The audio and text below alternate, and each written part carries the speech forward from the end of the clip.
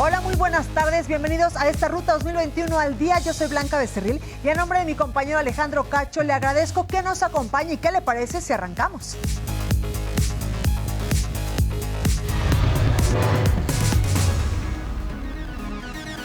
Faltan 33 días para las elecciones de este 2021.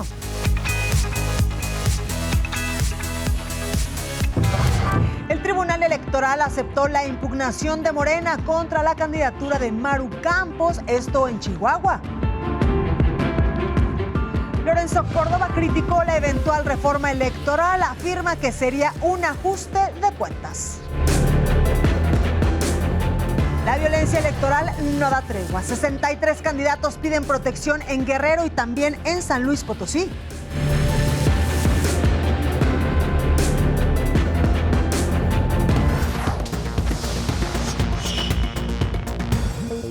Y comenzamos con mucha información y vámonos precisamente hasta Chihuahua porque el Tribunal Electoral admitió una nueva impugnación contra la candidatura de Maru Campos. Es por ello que nos enlazamos con nuestro compañero, con nuestro corresponsal, Federico Guevara. Federico, buenas tardes, adelante.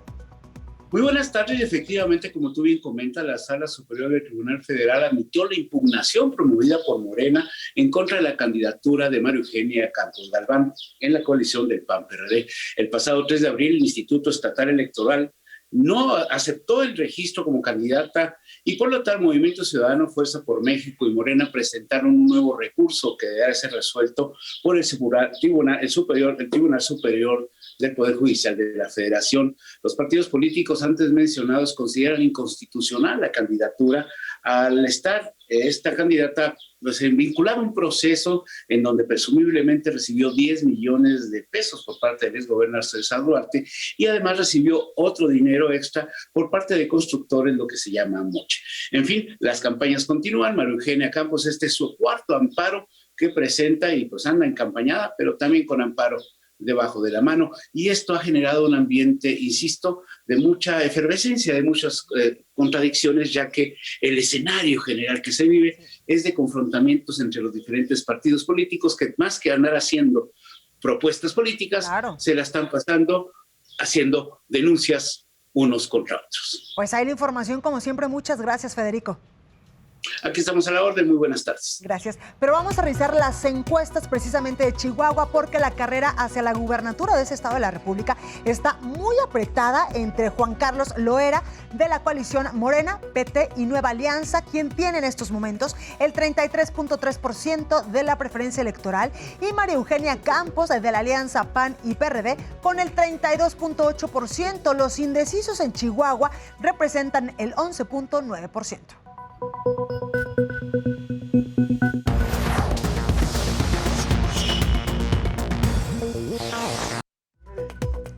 Oiga, y luego del terrible accidente en la línea 12 del metro, en la línea dorada, que ha dejado pues al menos 24 víctimas, muchos políticos han intentado sacar raja electoral de esta tragedia. Por eso tenemos en la línea telefónica al analista político y socio vicepresidente de Lexia, Claudio Flores Tomás, para platicar sobre los efectos reales que tendrá este accidente en materia electoral, sobre todo aquí en la Ciudad de México. Claudio, buenas tardes, ¿cómo estás?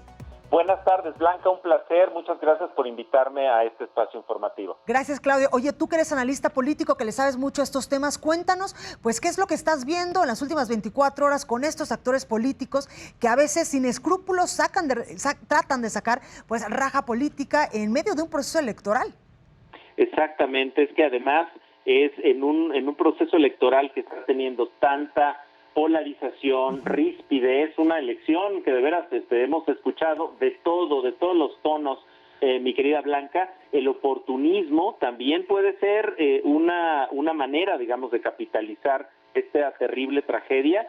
Cualquier análisis me parece que tiene que arrancar dando el pésame a los familiares, deseando la pronta recuperación a los heridos y la solidaridad a las familias que fueron afectadas por esta terrible situación. Ahora, ya en términos de comunicación política, es importante decir que lo que vemos en esta situación, lo que suceda y el efecto potencial político electoral que va a tener este terrible accidente en la Ciudad de México, va a depender de cuál es la historia, Blanca, que se logra vender más, cuál es la historia que vaya a ser más popular entre la ciudadanía. y al menos hay 3 historias, me parece que vamos a ver en el futuro cercano. La primera historia es achacable, digamos, sería a narrar una historia en la que Marcelo Ebrard fue el responsable de construir esta obra y que desde entonces había problemas. Entonces, la crítica al proceso de construcción, la crítica, recordemos que la línea 12 estuvo parada un tiempo derivado de problemas y vicios de origen de construcción, y que hoy causó la pérdida de 24 vidas humanas. Segunda historia posible sería que el ex jefe de gobierno de la Ciudad de México, Miguel Ángel Mancera, pues no le hubiera dado la suficiente atención, mantenimiento, etcétera, a la línea 12, y en ese sentido se hubiera causado esta terrible tragedia. Y la última historia es que la actual jefa de gobierno, Claudia Sheinbaum, pues no haya dado el mantenimiento necesario, o incluso se hayan generado recortes, cosa que se está indicando desde hace unos años, los recortes al sistema de transporte colectivo metro en la Ciudad de México, que también se están generando como un asunto narrativo. Y diría yo, Blanca, que el último componente en esta lucha, en esta guerra de narrativas, tiene que ver con los trabajadores sindicalizados del sistema metro. Acabamos de escuchar noticias de que probablemente se van a huelga. Se han denunciado desde ese frente, no hoy, no ayer, sino sistemáticamente las situaciones de recortes a temas de suministros, a temas financieros, digamos, del metro. Por ahí hay gráficos que ilustran esta disminución de la inversión en el metro, que podría ser un cuarto elemento en esta historia que se está tejiendo, y dependiendo de cuál de todas estas historias sea la que al final compre la opinión pública, compre la ciudadanía, vamos a ver qué efectos tendrá para las aspiraciones político-electorales de Morena, no solo en la Ciudad de México, sino a nivel nacional, porque como bien planteas, Blanca, en un contexto tan polarizado como el que estamos enfrentando, esto es un hecho que puede ser utilizado políticamente por la oposición a Morena, no solo en la Ciudad de México, sino a nivel nacional. Ya estamos escuchando historias en las redes sociales, Blanca, respecto a que el mismo grupo político que desarrolló la línea 12, hoy está haciendo un aeropuerto, un tren y una refinería. Pues ahí lo tenemos como siempre, Claudio Flores Tomás. Muchas gracias por tu análisis y por explicarnos cómo va la narrativa respecto a este lamentable accidente aquí en la Ciudad de México y cómo pues varios actores políticos ya lo están utilizando en estos momentos complicados de polarización por las campañas electorales rumbo al 6 de junio. Muchas gracias, Claudio. Gracias a ti, Blanca, y un saludo a toda tu audiencia. Gracias, pues ahí lo tenemos. Oiga, y en otros temas, con el arranque precisamente de las campañas electorales, los candidatos han dejado fluir la creatividad para diseñar la propaganda con la que intentan convencer a los ciudadanos de votar por ellos el próximo 6 de junio. La información es de mi compañera Ingrid Montejano. Vea. A un mes de las elecciones más grandes de la historia de México, por el número de cargos a elegir, las campañas electorales suman a los espacios publicitarios material en bardas, postes, bajo puentes y demás. De acuerdo a datos de la Fundación por el Rescate y Recuperación del Paisaje Urbano, los espacios publicitarios en la capital se utilizarán hasta un 25% más por los partidos políticos y candidatos independientes. Los aspirantes a cargo público se han puesto creativos si de propaganda electoral se trata. Los más comunes, los gallardetes en postes y lonas en bardas de particulares. Los más creativos con gorras, calendarios en teléfonos públicos, figuras de cartón de tamaño real que aprovechan el semáforo en rojo para que los automovilistas los observen. Pero, ¿qué opinan los capitalinos de esto? ¿Tú permitirías que pongan algo en la barda o puerta de tu casa? No, que la imagen de mi fachada se ve mal, no me agradaría. No, porque en primera, mira, ahí está quitando a lo mejor un espacio. Además se ve mal tu casa ahí con una propaganda que a lo mejor por él ni siquiera vas a votar. Durante las campañas, todo candidato a un puesto de elección popular, antes de pintar una barda o colgar una lona con su imagen, propuestas o logotipos en una propiedad privada, deberá de solicitar el permiso de los dueños. En caso contrario, los afectados podrán interponer una queja ante el Instituto Electoral y de Participación Ciudadana. Creo que lo más correcto es pedir permiso, ¿no? Si están ocupando la fachada de nuestra casa. Hay un compromiso de retirar la publicidad, pero está tan desesperado el gobierno que no dura ni un día cuando ya las quitaron. En esta ubicación ya habíamos colocado una lona hace una semana y no duró ni 2 días. Pasadas las elecciones, la propaganda electoral deberá ser retirada por el gobierno de la Ciudad de México y las alcaldías. Sin embargo, son los mismos candidatos quienes se quejan de que sus lonas no duran ni 2 días. En las últimas elecciones presidenciales en 2018, el gobierno capitalino retiró más de 10 toneladas de basura electoral. Ingrid Montejano, Heraldo Televisión.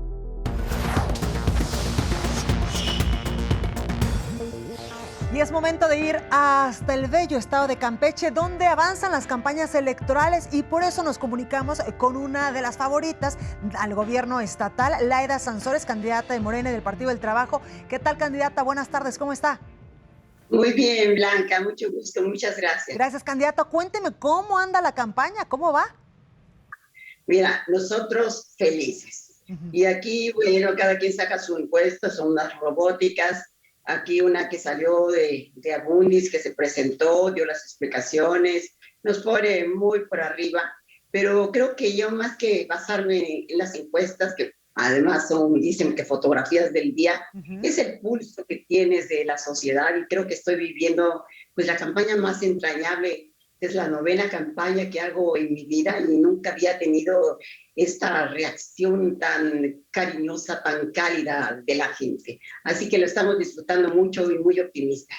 Claro. Oiga, candidata, qué importante esto que dice, porque sí, como dicen los especialistas en estos asuntos, las encuestas son la fotografía del momento, pero falta casi un mes para la elección del 6 de junio, y esto que usted nos comenta de que el pulso en la gente pues es diferente. También quiero preguntarle, candidata, si usted llega a ser la gobernadora de Campeche, ¿qué es lo que va a hacer en sus primeros 100 días de gobierno? Mira, lo primero que vamos a llegar es a combatir la corrupción. Ahí hay que acabar con la Real Fuerza Aérea Campechana que tenemos de pilotos aviadores y que ha quitado el empleo a muchos ciudadanos. Hay que empezar, yo les digo, no nos vamos a esperar por ni siquiera los 100 primeros días ganando. Ya hemos avanzado con gentes expertas aquí en Campeche, que están trabajando sobre diversos temas. Nunca habíamos sentido pues este interés, esta solidaridad, porque saben que vamos a gobernar y no lo vamos a hacer de una manera solitaria. El desafío es enorme. Campeche tiene un rezago brutal y se necesita de todas las manos y todos los corazones, sin importar filias. A eso los estamos convocando. Es lógico, las morenas que les digo, han hecho esta lucha un poema, pero también se sumaron muchos priistas, panistas, que están dando la gran pelea en el Carmen. El candidato que se sumó, pues ahorita va muy arriba en las encuestas, y los compañeros muy solidarios con esa mística de Morena, claro, se unieron a su equipo como si fueran sus hermanos de siempre. Entonces, así se puede ganar muy bien. Y bueno, vamos a nosotros empezar, les digo, el combate a la corrupción, a dejar las reglas muy claras. No vamos a correr a los trabajadores como los amenazan, porque aquí todos dependen del gobierno, es un estado prácticamente burocrático, y los tienen amenazados al grado de que tú tienes que presentar tu iPad, tu teléfono, y lo revisa el jefe para ver cuántos likes le pusiste al sobrino del tío. Entonces, esto nos parece que nunca lo habíamos visto, pero es la desesperación que tienen, y te hablan a tu casa, tienes que dar el teléfono de tu casa para que te hablen y tú digas. Hacen el ensayo para ver cómo vas a contestar la encuesta. Es más, ya les mandaron el formato de cómo tienen que contestar para el debate. Entonces, saben, como quien dice, los priistas ya saben quién ganó, ¿no? El debate, claro, que todavía va a ser el viernes. Es muy curioso. Y después, pues vamos a iniciar con las acciones que sean las más urgentes, sobre todo para nosotros la reactivación económica. Claro. Hay que checar ese Banco Campeche que tenemos, que se volvió un banco de usura. Checar todos los comercios, sobre todo los que sufrieron por la pandemia y que están a punto de desaparecer o desaparecieron. Para ellos, pues la prioridad.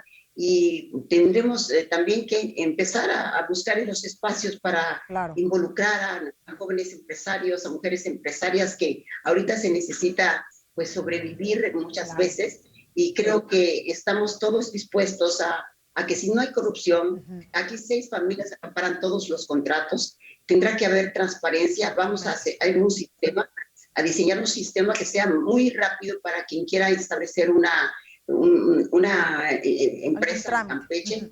que máximo dure 4 días, ¿no? Pues ahí lo tenemos. Laida Sansores, candidata de Morena y del Partido del Trabajo a la gubernatura de Campeche. Muchas gracias, candidata, y mucha suerte en lo que falta todavía de la campaña. Ay, muchas gracias, Blanquita. Y vamos a poner nosotros aquí todo el esfuerzo y les pedimos a todos que voten todo Morena. 4 boletas o 5 boletas, todo Morena. Muchas gracias, candidata. Cuídese mucho.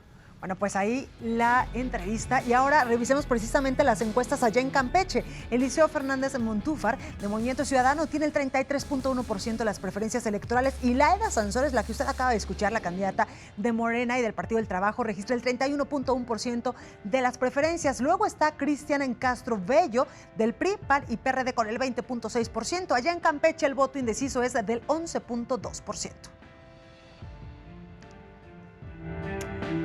Y seguimos con más información porque el consejero presidente del Instituto Nacional Electoral, Lorenzo Córdoba, criticó una eventual reforma electoral. Afirmó que si se realiza después de las elecciones, se vería como un ajuste de cuentas ante las decisiones del INE y no como un análisis para mejorar el sistema electoral de nuestro país.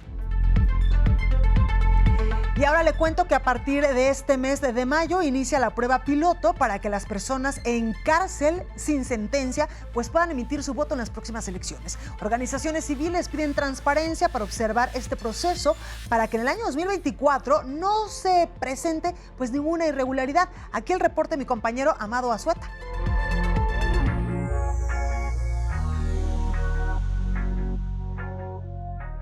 Por primera vez en la historia de la democracia mexicana, las personas que se encuentren privadas de su libertad podrán votar desde las cárceles siempre y cuando no hayan sido sentenciadas por algún delito.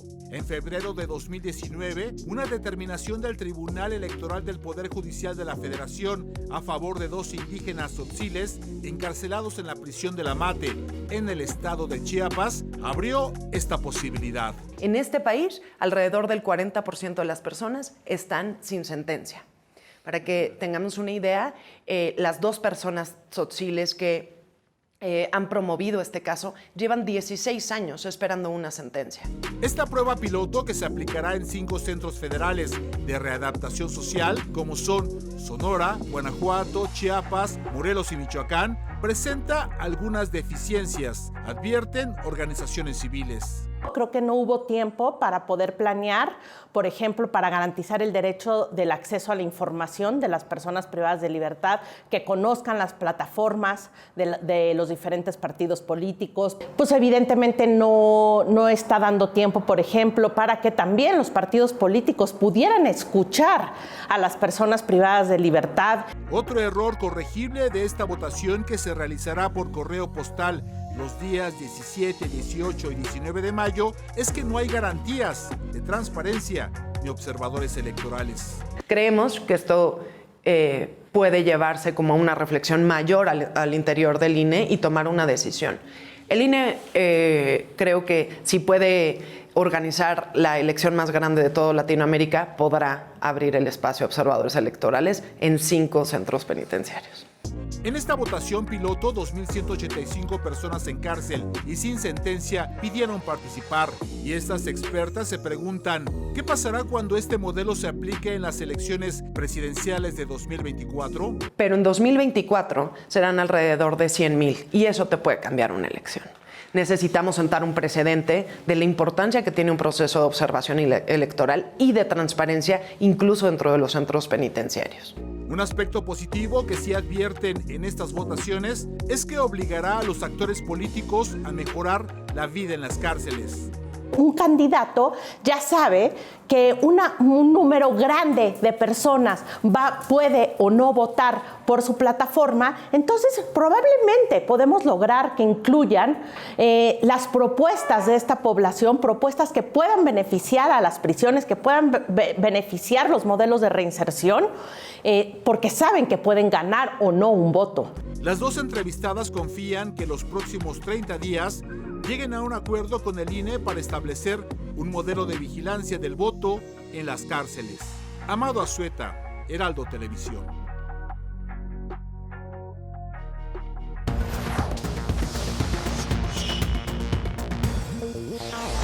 Oiga, y escuche usted esta información porque los asistentes a un mitin se llevaron tremendo susto. Esto porque se armó pues una balacera a unos 50 metros de la cancha donde el candidato del Movimiento Ciudadano, Ulises Ramírez Crespo, realizaba su acto de campaña. Vea las imágenes. Y así como ustedes, así es Ulises, que viene de abajo, que viene de ser humilde, sencillo y que viene también de la pobreza. Y porque sé lo que ustedes sufren, y porque sé lo que ustedes carecen, y porque conozco sus necesidades, por eso estoy ayudando. Lo que ustedes sufren, y porque ustedes sé. Pues ahí las imágenes del mitin y literalmente en plena balacera. Oiga, y precisamente esto que acabamos de ver es apenas una muestra de la violencia que se vive en este proceso electoral en muchos estados del país. A propósito de este tema, ETELEC y Consultores, en su más reciente información sobre violencia política en México, revela que en nuestro país van 476 personas que han sido agredidas, con un saldo de 443 víctimas y 79 fallecidos. Y en Guerrero, por ejemplo, ya son varios los candidatos a distintos cargos de elección popular que solicitan protección a las autoridades de este estado de la República. Pero dejemos que sea nuestra corresponsal Carla Benítez quien precisamente nos dé todos los detalles. Carla, buenas tardes, ¿cómo estás? Hola Blanca, un saludo al auditorio. Como lo comentas, cuidados por policías estatales es como hacen campaña candidatos y candidatas a diferentes puestos públicos en Guerrero. Ante la amenaza de grupos criminales, de acuerdo a la Secretaría de Seguridad Pública del Estado, hasta ahora al menos 27 candidatos a distintos cargos de elección popular, entre ellos para diputaciones federales, cuentan con resguardo policiaco. El propio secretario de Seguridad, David Portillo, indicó que la cifra aumenta diariamente, por lo que actualmente hay 116 policías que otorgan acompañamiento a los candidatos. Cabe recordar que previo al arranque del proceso electoral de 2021, en la entidad fueron asesinados 4 políticos que buscarían un puesto en esas elecciones. Panorama parecido al de las elecciones de 2018, en el que la entidad fue uno de los estados con más ataques a candidatos. A menos de un mes de que finalicen, así avanzan las campañas en el estado. Mi reporte, Blanca. Buenas tardes. Muchísimas gracias, Carla.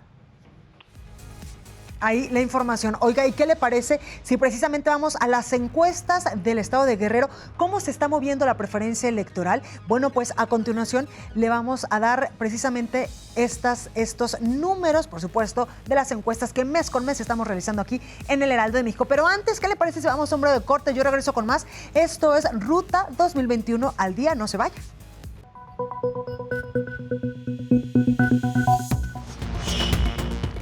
Ya estamos de regreso con más información y mire, vámonos a San Luis Potosí porque también allá hay violencia electoral. Por eso mi compañero José Alemán nos tiene todo el reporte. José, adelante. Gracias, Blanca. Muy buenas tardes. Un gusto saludarte desde San Luis Potosí para informarte que el secretario general de Gobierno, Jorge Daniel Hernández Delgadillo, dio a conocer que suman 36 las candidatas y candidatos que han solicitado seguridad personal para realizar sus actividades proselitistas.